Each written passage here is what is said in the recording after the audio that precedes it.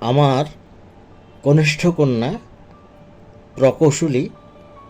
সায়ন্তী নাওয়ারের সহযোগিতায় কবি নবারুণ ভট্টাচার্যের কালবেলা কবিতাটি পাঠ করার চেষ্টা করছি। যুবকেরা গেছে উৎসবে, যুবতীরা গেছে ভোজ সভায়, অরণ্য গেছে বনানীর খোঁজে, গরিব জুটেছে শোক সভায়, গয়নারা গেছে নীরব লকারে, বন্য প্রাণীরা অভয়ারণ্যে, বিমান উড়েছে আকাশের খোঁজে,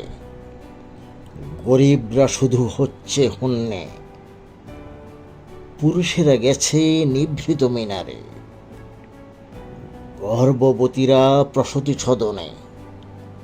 কুমিরেরা গেছে নদীর কিনারে, গরিব জমছে নানা কোণে কোণে, বিপ্লব গেছে নেতাদের খোঁজে, যুবকেরা গেছে উৎসবে, যুবতীরা গেছে বিশিষ্ট ভোজে, গরিবের হয় কি হবে।